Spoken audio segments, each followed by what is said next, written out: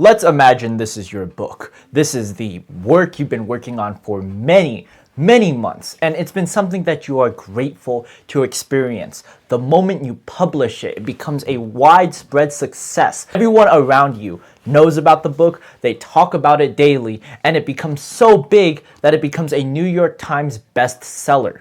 Along with it, it becomes a movie, a TV show. YouTubers around the world are talking about this book, and this is you. Let's be honest here. Many of us have this dream of writing a story, but when we reach that climactic high, we tend to lose ourselves in the works. Hello. If you don't know me, I am Arnel Arcega. I'm one of the healthiest authors and writers on this platform. And using that intro as my basis for this video, I want to talk about how writing is something that many of us desire, to create one of the greatest pieces of literature through our own fingertips. But to get to that point, we have to understand that climactic high and what makes it so worthy in the first place. Over the course of the past month, I have been reading Roy Peter Clarke's Writing Tool. It's been one of the most effective books I've ever read in writing better stories. And with this in mind, I want to know that that story of someone willing to write a fantastic book is me. I was someone who was trying my absolute best to write books, and I'm still on that path to this day. If you want personal help on that journey, you can check out my Instagram down in the link in the description. But as someone who is still writing, I am someone who's also learning. And this book, Writing Tools, is one of my all-time favorites in learning what it takes to get better at a certain craft. In this video, I am going to talk about my favorite points of this book and every specific notion around it, to be able to write a bestseller, to have it be a movie, a TV show, something greater than your own self. It's a beautiful experience, and I'm here to guide you on this exact path right now. The first thing you need to understand is the habits we build. Towards the end of Writing Tools, one of the biggest things Roy Peter Clarke mentioned was the importance of habits. And one of the most notable habits, to me at least, was to take interest in all crafts. Being able to take interest in all crafts is one of the most interesting yet intricate pieces you can do. For instance, you could be huge into reading. As someone who's a writer, it makes sense to be a reader, whether that is true or not. In that same case, you should also be able to take information everywhere.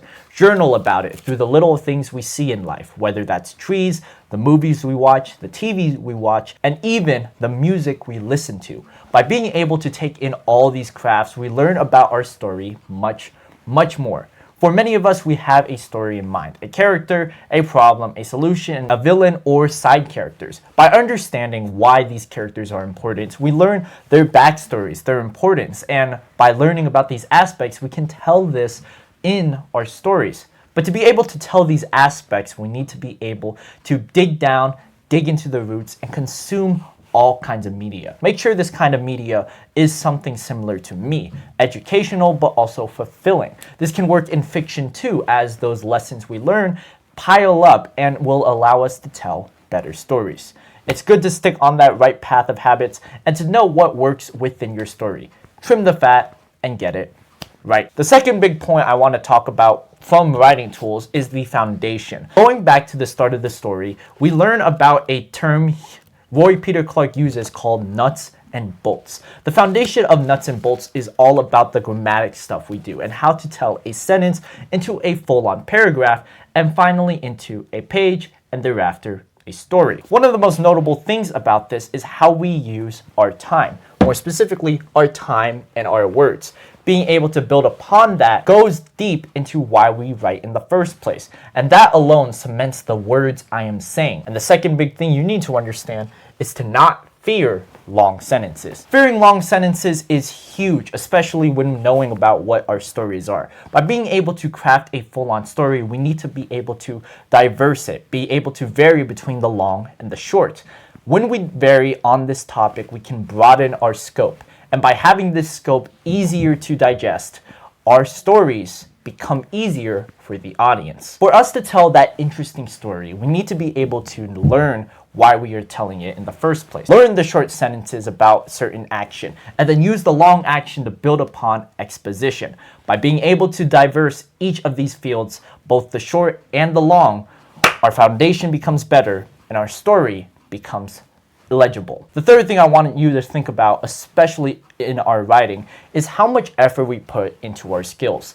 The way we craft our tone is important, and how we can vary between long and short sentences can vary between story to story. But we need to know why these sentences work. For most of the story, it will be exposition. However, broken apart by this exposition, and especially for fictional stories, no dialogue. More specifically, dialogue equals action. Dialogue isn't supposed to be mundane. It's supposed to be full of life, creativity, and to be able to sharpen our minds better than anything we have ever seen. The dialogue in our stories are the words actors say in movies, or the words NPCs say in video games. By being able to build upon this skill of what we're directly saying to one another, we can improve the skills within our book. Take the notion of everything you are consuming and use the dialogue as action.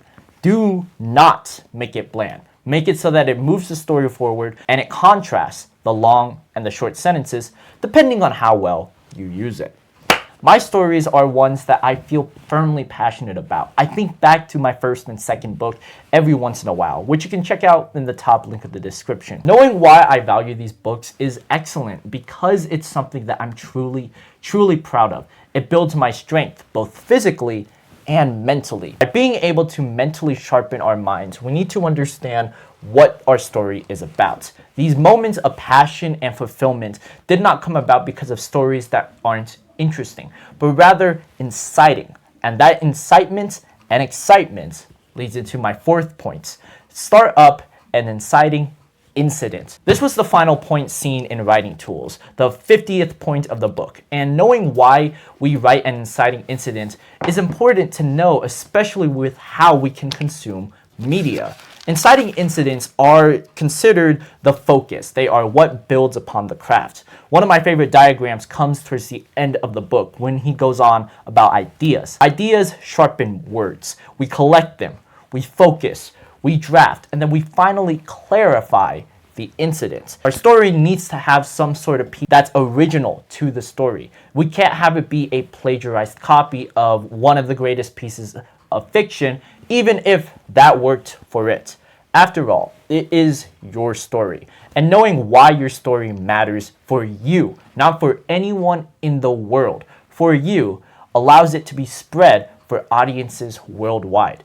You write books for other people, but to be able to tell a genuinely passionate story, it needs to come from the heart. This inciting incident is what I like to call the pink elephant syndrome. By being able to find something original, being able to find something sharp and unique is exactly what a pink elephant is. And that pink elephant, whether it's someone winning the lottery or something much more negative like a death, allows curiosity. That curiosity becomes the pink elephant, and thereafter the inciting incident to start your story.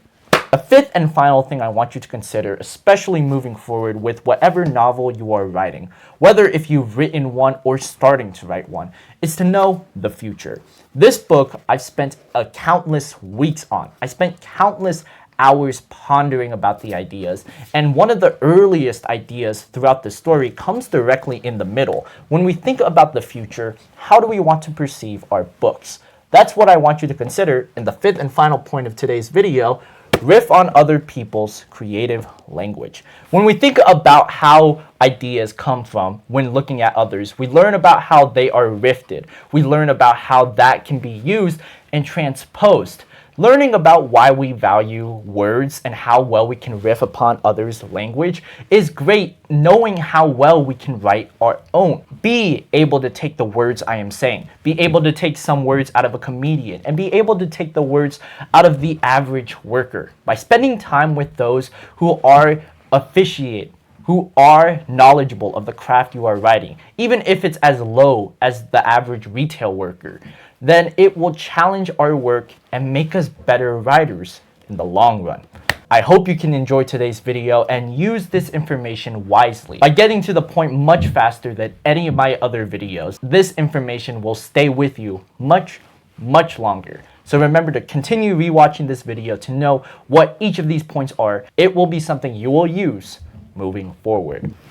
Until next time, however, keep on reading, keep on writing, and take care.